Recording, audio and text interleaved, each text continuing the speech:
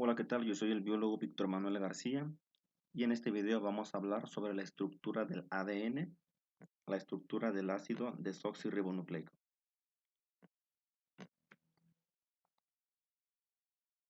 En primer lugar vamos a hablar un poco sobre las contribuciones o las aportaciones de algunos investigadores en la comprensión o en la dilucidación de la composición y estructura del ADN. Ya a finales del siglo XIX, el médico alemán Albert Kossel aisló y caracterizó a las bases nitrogenadas, que sabemos que son cuatro: la adenina, la guanina, la timina y la citosina. Este investigador también identificó la presencia de un azúcar, aunque no pudo precisar cuál era, ¿no? Bueno, por sus aportaciones, él recibió el Premio Nobel de Fisiología en 1910. En la década de 1920, el bioquímico ruso-estadounidense Phoebus Levine identificó la presencia del grupo fosfato en el ADN y a la desoxirribosa como el azúcar que forma parte de los nucleótidos en el ADN. El azúcar se trata de un azúcar de 5 átomos de carbono, conocido también como pentosa, que es la desoxirribosa en el caso del ADN. Este investigador pues también estableció la conexión que existe entre los componentes azúcar-fosfato, base nitrogenada, que bueno, es lo que constituye un nucleótido, que es la unidad fundamental de los ácidos nucleicos, en este caso del ADN. Bueno, la base nitrogenada se une a un azúcar, la pentosa, y a un grupo fosfato, ¿no? Entonces este investigador también definió y acuñó el término nucleótido para referirse a la molécula formada por estos componentes, ¿no? Por el grupo fosfato, el azúcar y la base nitrogenada, ¿no? Que se conocen como nucleótidos. En 1940, el químico austriaco Erwin Chargaff analizó las bases nitrogenadas en el ADN de diferentes especies, determinando que existe una relación entre estas. Entonces, entre las purinas y las pirimidinas, por ejemplo, la cantidad de purinas, adenina y guanina, es igual a la cantidad de pirimidinas, timina y citosina. Entonces, al día de hoy conocemos a estos principios como las reglas de Chargaff. Y bueno, estos son principios fundamentales que nos ayudan a comprender de qué manera ocurre la complementariedad de bases nitrogenadas en el ADN. Sabemos, por ejemplo, que la base nitrogenada adenina siempre se va a unir con la base nitrogenada timina y que la base nitrogenada citosina siempre se va a unir con la base nitrogenada guanina, ¿no? Bueno, entonces tenemos que estos principios o estas leyes eh, nos dicen lo siguiente: que la cantidad de adenina es igual a la de timina. La relación entre adenina y timina es igual a 1 o a la unidad. Si tuviéramos una molécula de ADN de una especie X, de una especie dada, y pudiéramos contar el número, la cantidad de moléculas de adenina, y dividirlo entre la cantidad de moléculas de timina, esto nos daría igual a 1. ¿Por qué? Porque habría una cantidad igual entre adenina y timina. Una cantidad igual de estas dos bases nitrogenadas. Y lo mismo va a ocurrir con la guanina y la citosina. La cantidad de guanina es igual a la de citosina. Del mismo modo, si pudiéramos contar las moléculas de guanina en una molécula de ADN dada y dividirlo entre la cantidad de moléculas de citosina, nos daría igual a 1 también. Y bueno, esto finalmente nos lleva a concluir que la proporción de bases púricas, es decir, de adenina y guanina, es igual a la cantidad de bases pirimídicas, esto es timina y citosina. Si nosotros sumamos la cantidad de adenina y guanina, esto nos va a dar un número que va a ser igual a la suma de la cantidad de timina y citosina. Esto va a ocurrir en cualquier molécula de ADN de cualquier organismo vivo, de cualquier individuo, de cualquier especie. Aquí en esta tabla podemos ver como ejemplo la composición porcentual de bases nitrogenadas entre algunas especies. En este caso ponemos aquí al humano, al trigo, a la bacteria Escherichia coli y al erizo de mar, donde podemos ver la composición que existe o la proporción que existe entre cada una de las bases nitrogenadas. Vamos a centrarnos en el caso del ser humano. Por ejemplo, aquí tenemos que la composición porcentual de adenina es del 30.4% y con base en las reglas de Chargaff esperaríamos tener una composición porcentual similar en timinas, es decir, aproximadamente un 30% de timina, y podemos ver aquí que tenemos un 30.1%. Entonces, se cumple este principio de las reglas de Chargaff, ¿no? Tenemos una composición porcentual similar de adenina y timina. Y lo mismo ocurre entre la guanina y la citosina. Tenemos un 19.6% para guanina y un 19.9% para citosina. Muy bien. Y bueno, en el caso de las demás especies, si podemos analizar, igual, se van a cumplir siempre estos postulados, estos principios de las reglas de Chargaff. Muy bien. Bueno, derivados de estos postulados, pues aquí tenemos dos pequeños problemas o dos pequeños ejercicios, donde, bueno, en el primero de ellos se nos dice que el ADN de una especie procarionte, puede ser una bacteria, una arquea, tiene un 23.3% de citosina. ¿Qué proporción hay de cada una de las bases nitrogenadas restantes? Bien, como dato clave, se nos dice que hay un 23.3% de citosina. Nosotros sabemos, como hacen las reglas de Chargaff, que si hay un 23.3% de citosina, habría que esperar a que la cantidad de guanina sea más o menos similar, un 23%. ¿Ok? Entonces, un 23% de citosina y de guanina. ¿Ok? Entonces, eso nos da aproximadamente un 46%. Lo que, haciendo una resta, restando el 100% que tenemos de bases nitrogenadas, le restamos el 46% obtenido entre la citosina y la guanina, tenemos un 54%. Esto dividido entre 2 nos da aproximadamente 26%. Y la respuesta es la siguiente. Si tenemos que nos dicen que hay un 23% de citosina, pues de guanina tenemos una cantidad similar, aproximadamente un 23.3%, y de adenina un 26.7%, que corresponde a la cantidad también de timina, un 26.7%. Muy bien. Bueno, en el caso del ejercicio número 2, aquí ya nos dan las respuestas, pero se nos plantea de una manera un poco diferente. Por lo cual, de las siguientes composiciones porcentuales de bases nitrogenadas no se esperaría encontrar en el ADN de un ser vivo. Ojo, dice aquí que no se esperaría encontrar. ¿Ok? Bueno, analizando el inciso A, por ejemplo, aquí nos dan una composición del 20.1% adenina, 20.3% de timina, lo cual coincide con las reglas de Chargaff, citosina 30%, guanina 29.6%, más o menos similar, igual coincide con las reglas de Chargaff. Y bueno, por lo tanto, esta es una proporción que sí podíamos encontrar en un organismo, así que bueno, esta no es la respuesta, claramente. Pero si nos vamos al inciso B, ahí podemos ver que la cantidad de adenina es de 30.2%, mientras que la cantidad de timina es de 19.6%. Aquí hay una diferencia de aproximadamente 10 puntos porcentuales. Es decir, que no es igual, no coincide con lo que estipulan las reglas de Chargaff. Por lo tanto, esta respuesta pues es la correcta, porque el problema dice que cuál o cuáles de las siguientes composiciones porcentuales de bases nitrogenadas no se esperaría encontrar. Entonces, el inciso B claramente no esperaríamos encontrar esta composición porcentual en el ADN de ninguna especie. ¿Por qué? Porque no obedece a los principios de las reglas de Chargaff.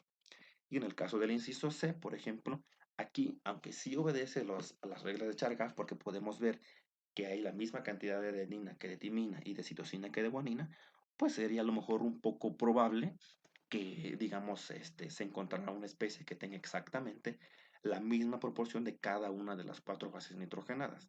Digo, teóricamente esto sí cumple con los postulados de Chargaff, pero ya sería poco probable que realmente ocurriera encontrar una especie que tuviera exactamente el 25% de cada una de las bases nitrogenadas. Entonces, por eso también aquí la marcamos. Que bueno, ojo, aquí cabe aclarar que esto sí cumple con las reglas de Chargaff. Simplemente la marcamos porque a lo mejor diríamos que sería poco probable encontrar una especie que tenga esta composición porcentual de bases nitrogenadas. Muy bien.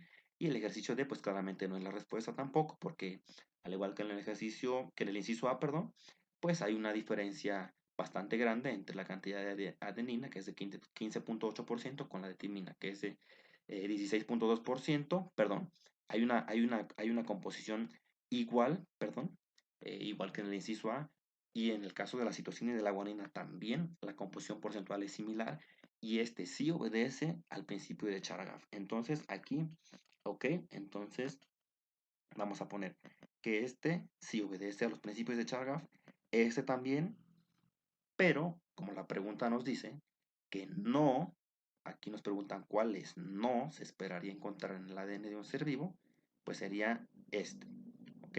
Sería el inciso B y quizá el inciso C también, ¿no?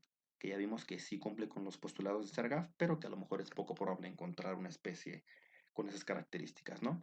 Entonces, bueno, genera un poco de confusión tal vez cómo está planteada la pregunta, pero bueno, aquí vemos que las respuestas correctas es B y C. Muy bien, ok.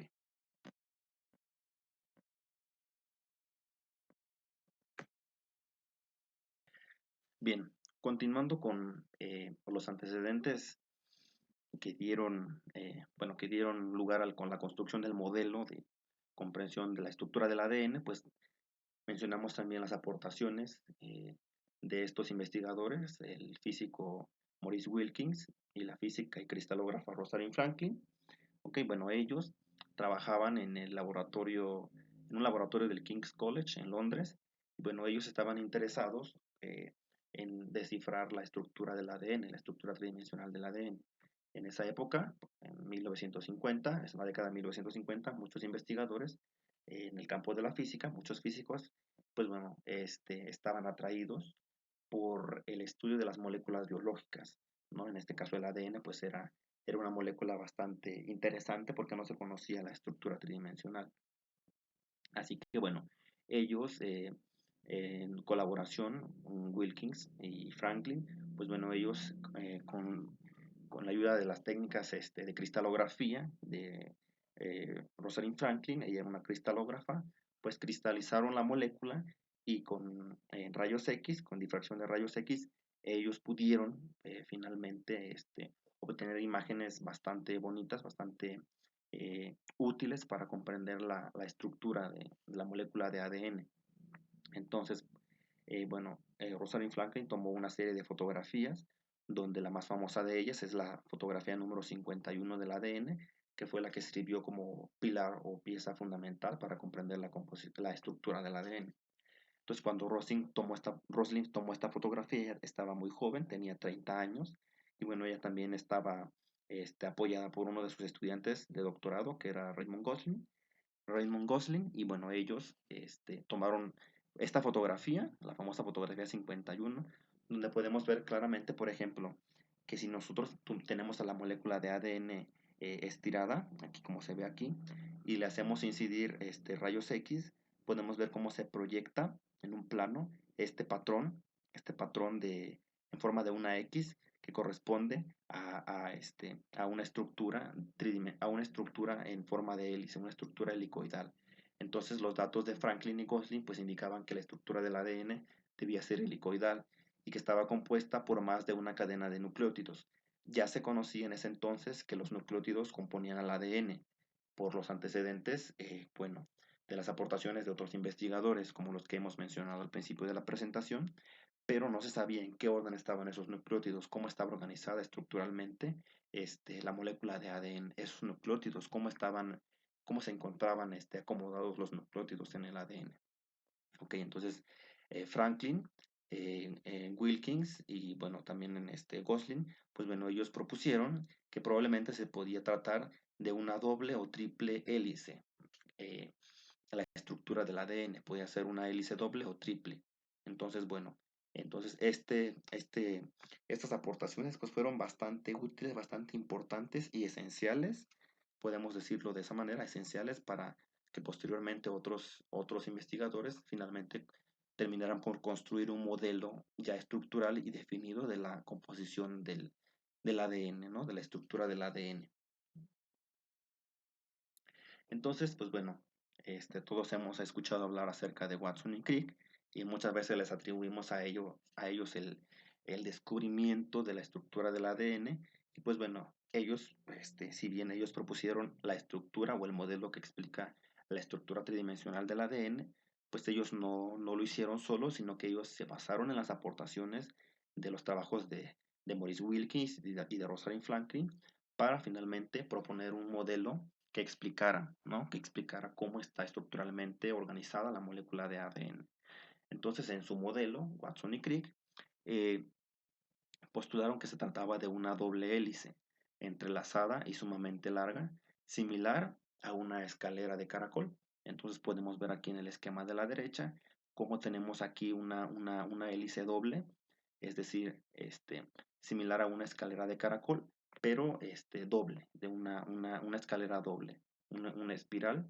Y bueno, este modelo también postula que el ADN está compuesto por dos cadenas de nucleótidos y que estos nucleótidos forman una doble hélice. Aquí podemos ver, por ejemplo, que de manera, o haciendo una analogía con una escalera, podemos ver que los peldaños representan a las bases nitrogenadas, que aquí están simbolizadas con letras adenina, timina, guanina y citosina, con la inicial respectiva. Y bueno, estos se encuentran en el centro de la molécula, similar a los peldaños en una escalera. Y alrededor o en el exterior de la molécula podemos encontrar el esqueleto de azúcar fosfato. Estos constituyentes, el azúcar fosfato, constituyen el exterior de la molécula, ¿no? de la doble hélice. Y bueno, las bases nitrogenadas son las responsables de mantener unidas a las dos cadenas, a las dos hebras en la molécula de ADN, y estas son complementarias entre sí. La adenina es complementaria a la timina y la guanina lo es con la citosina. Las cadenas de nucleótidos son antiparalelas, es decir, mientras una está en una dirección, la otra hebra está en la dirección contraria. Si nosotros observamos ya este esquema a color, ya podemos ver un poco más ilustrado es el modelo propuesto por Watson y Crick. Podemos ver, por ejemplo, aquí en el centro a las bases nitrogenadas representadas en colores, y aquí está la simbología: adenina, guanina, citosina y timina. Podemos ver, por ejemplo, que la adenina y la timina están entrelazadas con dos líneas aquí que representan a dos puentes de hidrógeno. Y en el caso de la citosina y la guanina, están representadas con tres líneas punteadas aquí que simbolizan tres puentes de hidrógeno. Y bueno, la complementariedad se da porque adenina siempre se va a unir o siempre se va a enlazar con timina, y citosina siempre se va a unir con guanina. ¿Ok? Entonces a esto llamamos complementariedad. Y bueno, las cadenas, como mencionábamos, cada una de las cadenas o hebras en el ADN están ubicadas en direcciones opuestas. Mientras una de las cadenas está ubicada o corre en sentido 3' a 5', sería esta de aquí, ¿no? En 3', 5', la otra corre en sentido 5', que es esta de aquí, a 3'. Muy bien, entonces por eso decimos que son antiparalelas. Es decir, es como si una estuviera parada y la otra estuviera de cabeza, ¿no? Pero a la vez son complementarias debido a la complementariedad que existe entre las bases nitrogenadas, a las interacciones débiles no covalentes, que son los enlaces por puentes de hidrógeno entre bases nitrogenadas. Muy bien, entonces, bueno, si pudiéramos desenrollar un poco la molécula de ADN, alargarla, pudiéramos ver que el ancho de la molécula tendría una longitud de aproximadamente 2 nanómetros, lo que es lo mismo de 20 angstroms de ancho, la molécula de ADN. Y también que, como bueno, hemos mencionado, que se trata de una doble hélice, es decir, que está enrollada, ¿no? Entonces, cada uno de los peldaños aquí en el interior de la molécula, pues bueno, forma parte de lo que se conoce como la parte central de la molécula, y cada 10 peldaños de estos aproximadamente constituyen una vuelta completa en la hélice. Y esta vuelta completa mide aproximadamente 34 angstroms o 3.4 nanómetros. Y bueno, son aproximadamente 10 pares de bases o 10.5 pares de bases. Y también podemos ver que si nosotros pudiéramos imaginar aquí un eje, aquí está la línea punteada que está en el centro, es como si nosotros pudiéramos atravesar ahí un, un pues digámoslo así, una varilla lo suficientemente delgada, pudiera caber en el ADN, en la molécula de ADN, y servir como una especie de eje, como si fuera un eje para entre ambas hebras, entre ambas cadenas, ¿no? Entonces, esto se puede, pues, esto ocurre si nosotros pudiéramos imaginar, ¿no? Hipotéticamente, que pudiéramos meter ahí pues una varilla bastante delgada esta serviría como un eje, ¿no? Y se encontraría aproximadamente a la mitad de la molécula, ¿no? En el centro. Y también podemos mencionar aquí claramente que se encuentran dos surcos. Podemos encontrar dos surcos en la molécula de ADN, lo que denominamos como surco menor y surco mayor. El surco menor tiene una longitud de aproximadamente 1.2 nanómetros, mientras que el mayor tiene una longitud de 2.2 nanómetros. Y bueno, ¿qué más podemos resaltar aquí? Que la composición química pues, del ADN pues, está dada pues, por los constituyentes, ¿no? Encontramos bases nitrogenadas, que bueno, estos compuestos, además de tener hidrógeno, oxígeno, carbono, tienen también nitrógeno. Y en el grupo fosfato podemos encontrar fósforo. Así que la composición química de la molécula de ADN, pues eh, es de hidrógeno, oxígeno, carbono, nitrógeno y fósforo. Encontramos esos 5 elementos químicos presentes en la molécula de ADN. Muy bien. Y bueno, la secuencia de nucleótidos finalmente es lo que nos dicta la información genética, cómo es que se van a construir las proteínas en la célula, ¿no? En los seres vivos. De qué manera está escrita la información en este lenguaje que corresponde al lenguaje químico dado por las bases nitrogenadas, que en este caso, bueno, son 4: adenina, guanina, timina y citosina. Bueno, vamos a mostrar ahora la unidad fundamental del ADN, que es el nucleótido o los nucleótidos. Entonces vemos que, bueno, los nucleótidos están formados por tres constituyentes, tres moléculas, una base nitrogenada, que puede ser guanina, adenina, timina o citosina, un azúcar, que es un azúcar de 5 átomos de carbono, llamada desoxirribosa. Como es de 5 átomos de carbono, también se le conoce con el nombre de pentosa, y un grupo de fosfato, que este grupo fosfato, pues bueno, aquí nos aporta una carga negativa. Aquí podemos ver en este oxígeno de aquí tenemos una carga eléctrica negativa y por lo tanto estos grupos de fosfato van a contribuir a la carga negativa de toda la molécula de ADN. Entonces decimos que el ADN es una molécula con carga eléctrica negativa.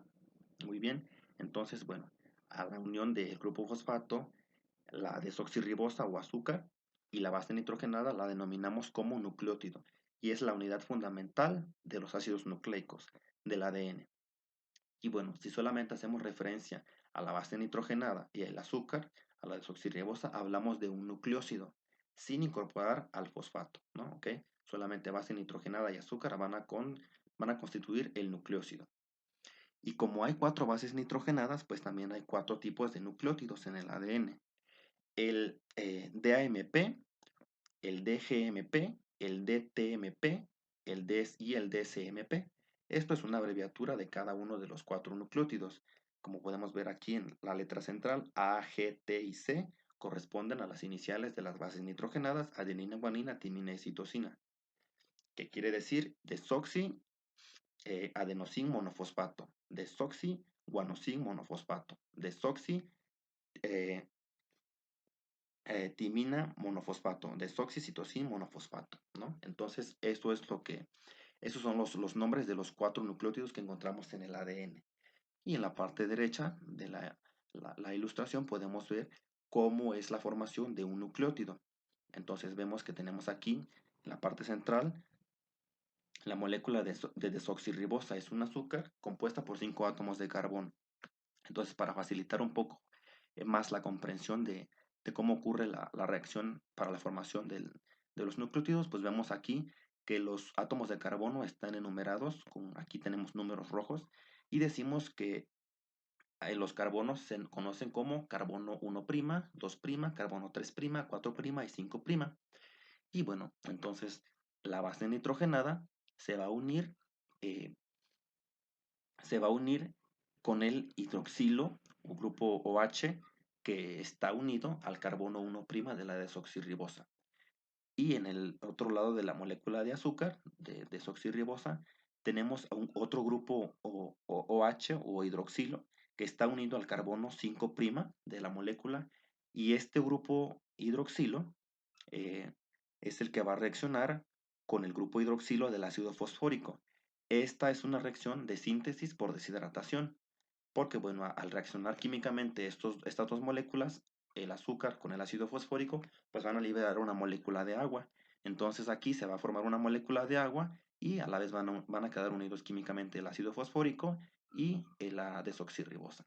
Entonces aquí tenemos, por ejemplo, la formación de un nucleótido, y en este caso, como la base nitrogenada es la adenina, se trata del desoxiadenosin monofosfato. ¿Ok?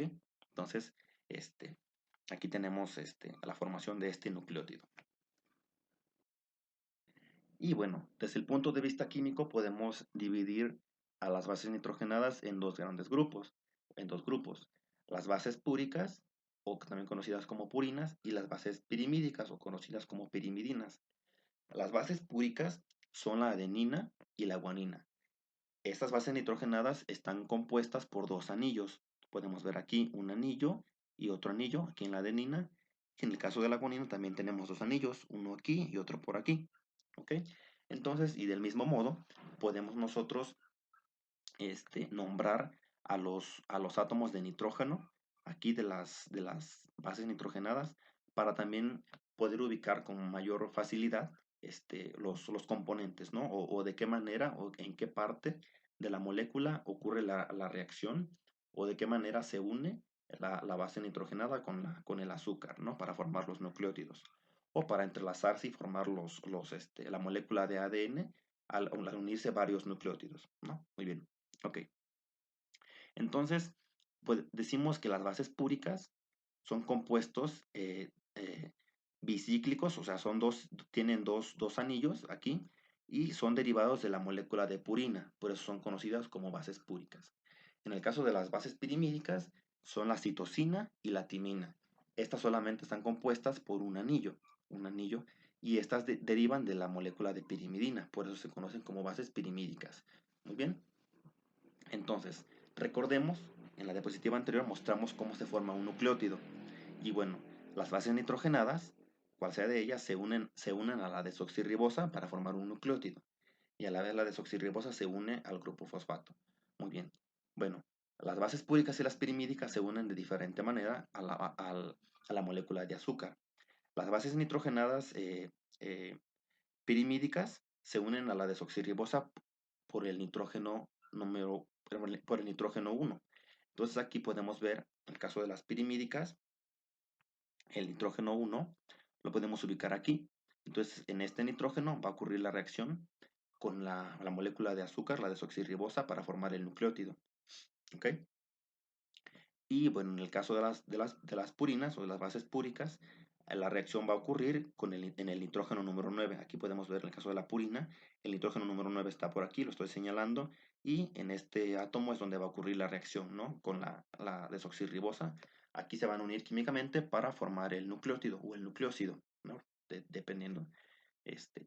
Y a su vez, pues las bases nitrogenadas van a estar unidas entre sí también, a través de interacciones débiles no covalentes, que bueno, estas interacciones las conocemos como enlaces por puentes de hidrógeno. Aquí tenemos átomos de hidrógeno y estas líneas punteadas corresponden a los puentes de hidrógeno, ¿no? Entonces, vemos por ejemplo aquí que el hidrógeno, pues aquí es un átomo con una carga parcial positiva, tiene un único protón, y pues por ejemplo aquí tenemos el átomo de oxígeno y el átomo de nitrógeno, que tienen una carga parcial negativa, ¿no? Debido a la localización, la distribución de los electrones, ¿no? en el átomo.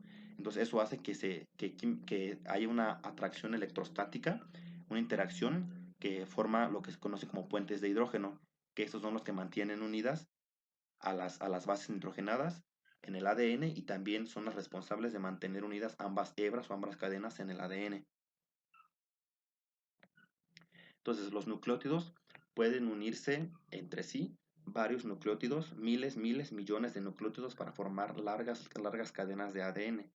Entonces, esta particularidad hace posible que existan moléculas de ADN bastante largas y, bueno, también con una composición de nucleótidos diferente según la especie, según el organismo, según el ser vivo. Entonces, los nucleótidos se van a unir por medio del extremo hidroxilo 3' de la desoxirribosa de un nucleótido y el grupo fosfato adherido al extremo hidroxilo libre 5' de otro nucleótido. a través de un enlace conocido como enlace fosfodiéster. Aquí lo vamos a representar en amarillo. Podemos ver, por ejemplo, aquí un nucleótido que está aquí, lo estoy marcando, lo estoy encerrando, y aquí arriba otro nucleótido. Entonces se van a unir químicamente a través del grupo hidroxilo, ¿no? De una molécula de la molécula de azúcar, aquí de la desoxirribosa. En el carbono 3' tenemos al grupo OH o al grupo hidroxilo, que este es el que va a unirse con el grupo fosfato para formar el enlace fosfodiéster. Y bueno, estos van a unir químicamente, y con el nucleótido adyacente se va a unir ahora con el, el fosfato adherido al extremo OH libre en el carbono 5'. Entonces, si vemos en la imagen de la derecha, podemos ver aquí, por ejemplo, este nucleótido de adenina, aquí. Entonces vemos aquí la molécula de azúcar, la desoxirribosa, y aquí están representados en rojo el carbono 3' de la molécula y el carbono 5'. Entonces el carbono 3' aquí está unido con el grupo fosfato del nucleótido adyacente, que sería este nucleótido de abajo. Entonces está unido a través del carbono 3', el grupo fosfato, y a su vez en esta molécula de azúcar de este nucleótido, en el carbono 5' de esta molécula de azúcar, podemos encontrar también otra interacción. Aquí podemos ver la unión química entre el grupo fosfato de este nucleótido. Vemos ver cómo se une con el azúcar de otro nucleótido adyacente, de otro nucleótido complementario. Entonces, estas cadenas, bueno, las cadenas de ADN tienen un grupo fosfato 5' u oxidrilo 5' libre en un extremo, y un grupo fosfato 3' u oxidrilo 3' libre en el otro extremo. Y es en estos grupos oxidrilo libres donde ocurre la formación del enlace fosfodiéster, y es lo que permite la unión de muchos nucleótidos para formar largas cadenas de ADN. Bueno, ¿de qué manera está organizado el ADN ya en el interior de la célula? Pues bueno, las moléculas de ADN pueden ser bastante largas. En el caso por ejemplo, del ser humano, si nosotros pudiéramos desenrollar una molécula de ADN de una célula humana, pues esta mediría casi 2 metros, tendría esa longitud. Y bueno, una célula, pues nosotros sabemos que son bastante pequeñas, de unos cuantos micrómetros. Entonces, ¿cómo es que una molécula tan larga de 2 metros puede caber o puede estar acomodada en una célula tan pequeña de unas cuantas micras? Pues esto es posible gracias al empaquetamiento del ADN y la compactación. Entonces, esto ocurre porque el ADN no se encuentra desenrollado, sino que se encuentra altamente compactado, como lo podemos ver aquí en esta ilustración. Se encuentra altamente compactado y se une a proteínas, se enrolla a proteínas conocidas como histonas en el caso de organismos eucariontes. Se une a histonas y se va enrollando poco a poco, como si se tratara de un carrete de hilo. Se va enrollando y se va compactando claramente. Se va compactando cada vez más, hasta formar lo que conocemos como un cromosoma, que esto es digamos, el nivel máximo de compactación que experimenta el ADN. Entonces, bueno, dependiendo de cuán compactado esté, o más bien el nivel de compactación, podemos distinguir claramente diferentes estructuras. Aquí tenemos a la molécula de ADN desenrollada. Podemos ver que en el caso de eucariontes se enrolla o se asocia con proteínas llamadas histonas para formar lo que se conoce como nucleosoma, y a la vez estos nucleosomas se van enrollando para formar algo que se conoce como solenoide, que mide 30 nanómetros aproximadamente de ancho, y estos se van enrollando un poco más hasta formar lo que conocemos como cromatina, que bueno, la cromatina se refiere a estas hebras que están compuestas por la asociación de ADN y proteínas, ¿no? Estos filamentos se constituyen como cromatina, constituyen la cromatina y a su vez constituyen el cromosoma. Entonces, estos cromosomas son el grado de empaquetamiento máximo que podemos encontrar en una célula, ¿no?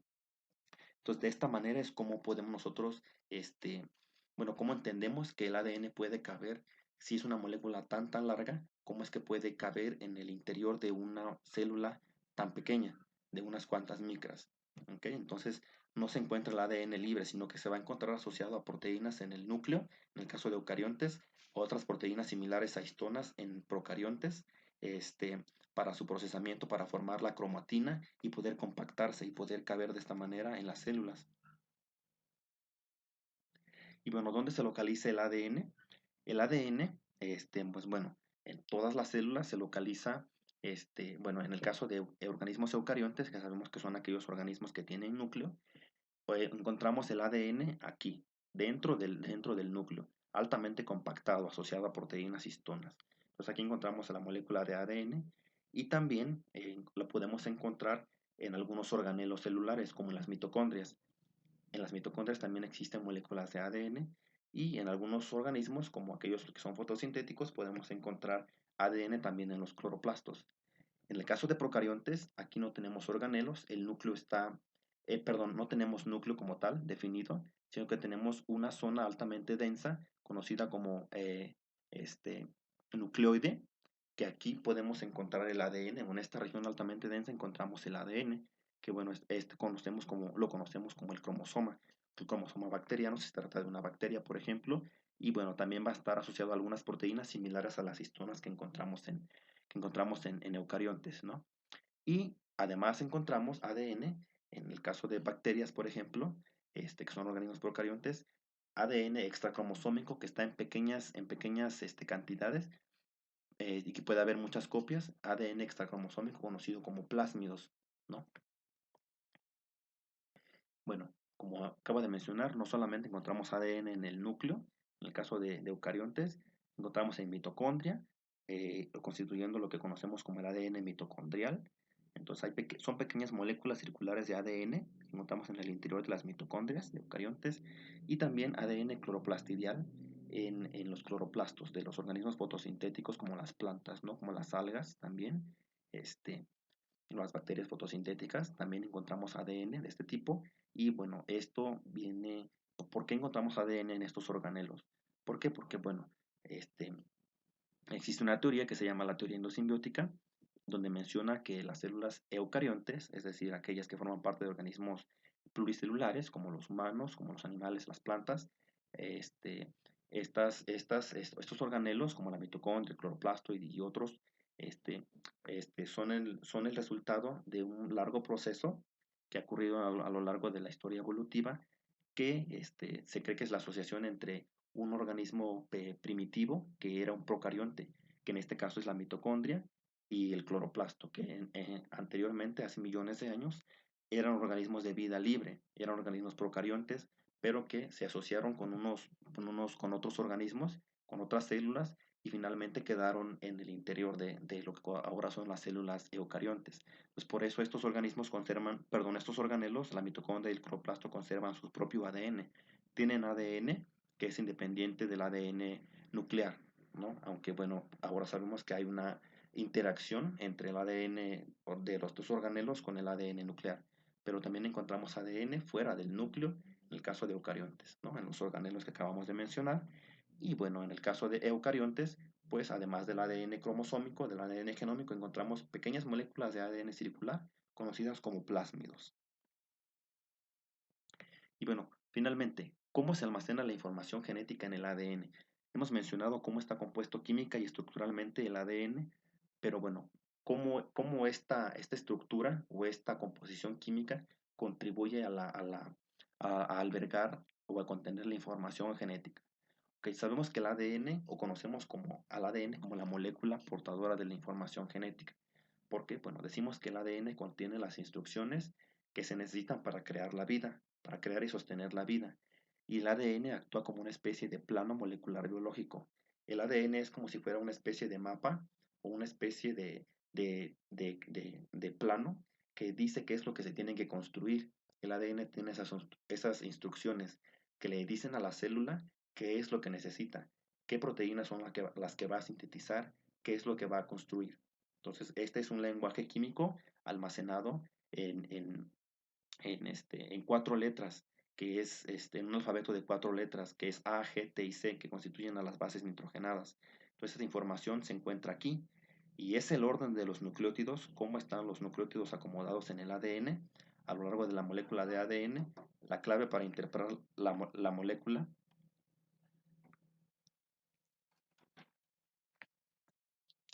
La clave para comprender cómo está organizada la información en la molécula de ADN.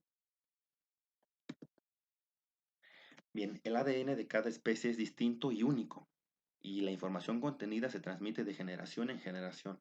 Entonces, cada especie es única y distinta porque también, bueno, eh, el orden de los nucleótidos en el ADN de cada especie también es distinto y cada molécula de ADN tiene la información para construir las proteínas que la célula de ese organismo necesita. Si se trata de un organismo pluricelular, qué proteínas va a sintetizar, cuándo se van a expresar determinados genes, etcétera, ¿no? Entonces, cada ser vivo es único y bueno, esto viene dado por cómo está constituida la información genética en el ADN, cuál es la secuencia de nucleótidos, cómo están acomodadas esas cuatro letras en la molécula de ADN de ese organismo en particular. Y los pequeños cambios o mutaciones, es decir, el cambio entre a lo mejor en una base, de una base a otra, de adenina a guanina, etcétera, etcétera, conocidos como mutaciones ocurridos en la secuencia del ADN en diferentes etapas del desarrollo de la célula, en el proceso de replicación, en el proceso de, cuando se va a llevar a cabo la síntesis de proteínas, cuando el ADN se transcribe a ARN, por ejemplo, en la transcripción. Esos pequeños cambios o mutaciones ocurridos en la secuencia genética constituyen la materia prima de la evolución.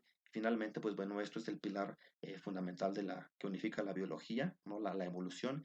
Pues bueno, esto se entiende claramente con la explicación de la molécula de ADN, ¿no? Que finalmente es el plano molecular de la vida o lo que permite sustentar la vida.